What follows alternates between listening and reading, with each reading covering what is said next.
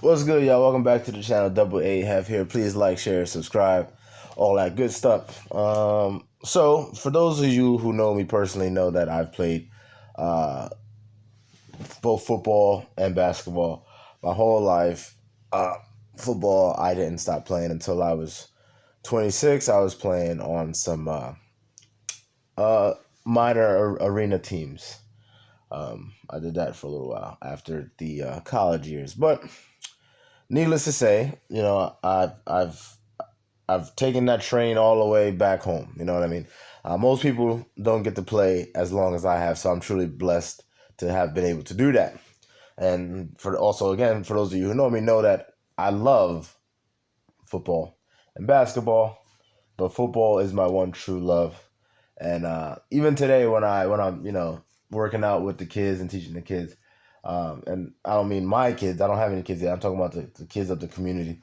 I always tell them that football is the one sport that you gotta cherish that shit.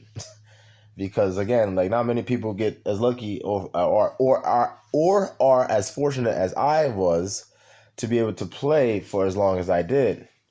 Now, obviously, football's not a game where you could just go to the park and just start playing football. Like basketball. That's another reason why basketball has been growing globally as rapidly as it has, because it's so easy and accessible. All you need is a basketball and a court for the most part, and that's it. Or you can make a makeshift hoop. When I was a kid, we used to play with milk crates, or we literally would just put like a garbage can in front of, like a gate or in front of a wall, and that was it, So, uh, but then again, I grew up in Brooklyn, so we weren't really shooting it anyway. We were just drilling, try to steal the ball from each other, and like very, very, very confined spaces. So no lie, that's what it was like. But anyway, football, you gotta cherish it. So if you are young and you're watching this video, or if you're a father and you have a son who's going through football right now, whether it be Pop Warner, middle school, high school, whatever the case may be, pass on his message, man. Because football, again, once it's done, it's pretty much done. So yeah, football, needless to say, is my number one love. You know what I'm saying? I, that's it. But basketball is a close second. Now, obviously, Kendrick Perkins is now this big ESPN basketball insider now, which is great for him. Great for that brother. Uh, I don't really care for his takes too much, especially, after the whole Kevin Durant stuff and Russell Westbrook stuff that he had taken part in. I think it was maybe about like a year and a half or 2 years ago.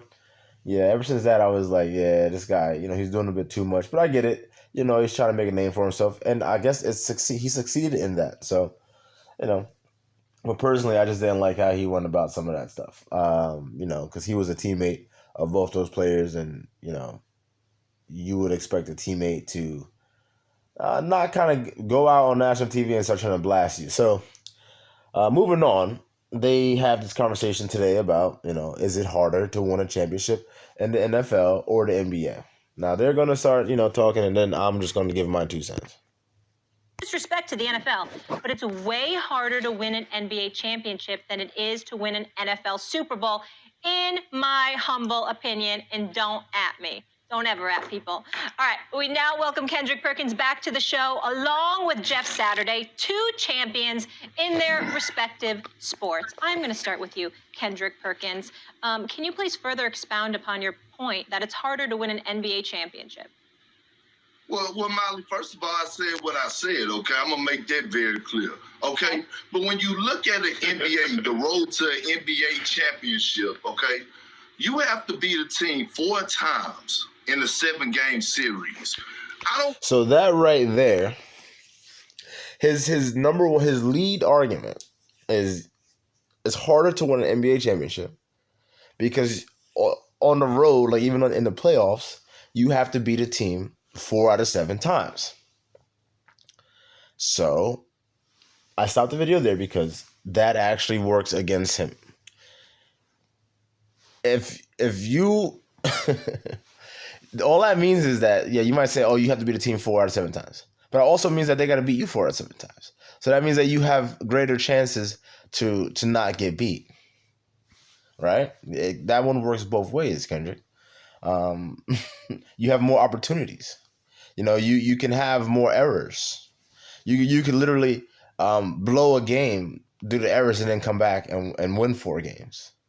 So that doesn't help your argument, sir. It actually hurts it. I don't think people realize how hard that is in itself. Okay, and then you have to do that 4 times, which makes up the number to add up of 16 games that you have to win. That is the entire football season that you. Yeah. If you sweep every team from the playoffs to the championship, that's 16 games, right? But again, you have multiple games. In football, he just said it. That's 16. That's 16 games. That's a football season. That's right. But in football, the season is 16 games. Each game in football counts to I think it's 20-something games in basketball for one game when it comes to level of importance. Okay? So the window of error is so much smaller in football than it is in basketball. In basketball, you have a 24-second shot clock. You come down the court. You take a shot. If you get a rebound, the shot clock doesn't fully reset, but you get more time to score. In football, you have pretty much 3 downs to get a first down. And if not, you have to punt the ball away. Well, you don't have to, but it's highly recommended that you punt the ball away. So, again, the margin of error when it comes to football is so much smaller that it's not even close. And I'm not sitting here trying to disrespect basketball or the NBA at all, because it is hard to do. It is hard to win an NBA championship. But is it hard to win an NFL Super Bowl? No, man. No. You have to win in the playoffs in order to capture an NBA championship. Now, look, I've been getting a lot of clap back from a lot of football players, my guys, Ryan Clark, Dan Orlovsky, all across the board. We totally disagree with you. You're dead wrong. And I'm not wrong. No, you are wrong, sir. and you were wrong since you started this conversation with the whole best out of 7. Because that actually helps. It makes it easier. In football, if you lose a game in the playoffs, you go home. In football, if you miss the game-winning field goal, you go home. Period. Here's the fact of the matter, all right? Just take this Super Bowl this year, okay? And I'm not downplaying Tom Brady because, to me, he's the GOAT. He's the greatest to ever do it. But when you look at the NFL and the direction that the NFL is going at the quarterback position, it's a dual threat quarterback is what teams are looking for, or what teams have. Patrick Mahomes, Lamar Jackson, the list goes on. Lamar Jackson's overrated, and I've been saying that for a while now. Lamar Jackson is overrated. He needs to learn how to sit in the pocket and throw the ball from hash to hash and outside the hashes. He can't make any of those throws. That's why he's not going to win a Super Bowl. Unless he works on that, or they get a new head coach and they run a new offense or something like that. There's no way he's going to win a Super Bowl, man. At the draft, right? Tom Brady is not a dual threat quarterback. Tom Brady is 43 years old. Tom Brady is on the borderline of being a senior citizen, okay? And he went down to Tampa Bay and delivered a championship, a guy that probably couldn't beat me and Big Marcus Spears and Damian Woody in the 40-yard dash, okay? And then he gets his guy, Gronk, who comes out of retirement, okay, and comes in and deliver in great fashion. Let me take you to... Well, I mean, that's That's a poor analogy because you said yourself, Tom Brady is quote unquote the GOAT, and Gronkowski is a Hall of Fame tight end. He's walking right into the Hall of Fame. And there aren't that many Hall of Fame tight ends. I believe there's less than 10 tight ends in the Hall of Fame. Y'all can correct me if I'm wrong, but I'm pretty sure there's less than 10 Hall of Fame tight ends. And Gronkowski's one of them.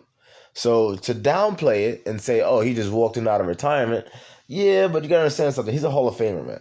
Okay, that guy has Hall of Fame NFL intellect, not even just NFL, football intellect, man, and ability. So even a diminished version of him is still going to be Pro Bowl level, you know. So I don't really know what he's trying to do right now, Kendrick Perkins, but it ain't working, man. It just ain't working. Just one second. When you go to when you look at Michael Jordan, when he went to the Washington Wizards, it's equivalent almost to Tom Brady.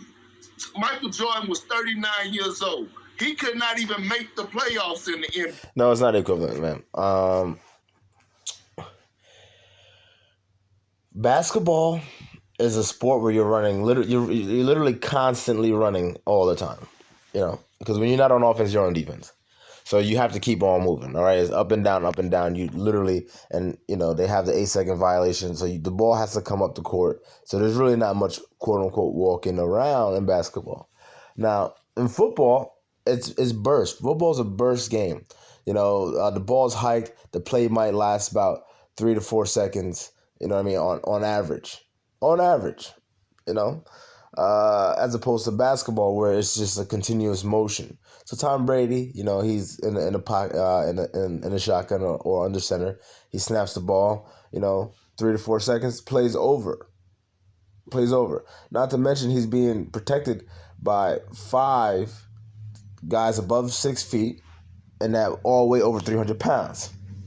All right, so people aren't just getting their hands on Tom Brady. Michael Jordan was literally playing contact. He, you know, if he's getting D'd, he has somebody right on him. If he's playing defense, he's right on somebody. So it's not congruent. You know, it's just not the same. And so that's why Tom Brady can do what he did. You know, also with him being you know, a Hall of Fame football mind. So yeah, man, and obviously Michael Jordan's a Hall of Famer too, but basketball, you need that athleticism. You know, you need it. Unless you're going to be Kareem Abdul-Jabbar and you have, you know, the only unstoppable move in the history of the NBA, and that's the skyhook. Unless you're him, then, you know, you're not going to play that long and be very, very efficient and effective, you know? And even towards the end, I mean, Kareem wasn't, you know, that, you know, quote unquote, effective. You know, he was old as hell. But when you needed a bucket, you know, he'd always go for that skyhook. But you know, look, all in all, it's harder to win an NFL championship. You have a 53-man roster. You have 11 people on defense, 11 people on offense, man, right? People get hurt. And then that could be it. If your quarterback gets hurt on a football team, chances are it's over for you, man. You know, chances are it's over for you. Now, in the NBA, some might say the same, like, oh, if a player goes down, then it's over too. But, you know, let's look at last year. The Miami Heat made the finals, and Bam was hurt. Goran Dragic was hurt. You know, and they made it. And I think they won a game or two. I forget how many games they won. I think they won 2 games in that finals. Correct me if I'm wrong. But in football, the margin of error is just so damn small that you can't mess up. You're not afforded extra opportunity. And in the NBA, it is. Now, if the NBA were to change the playoff format to make it, you know, one and done, then they could probably, then it could be more comparable to a degree. Okay, but until that happens, it's not even really a conversation. So peace.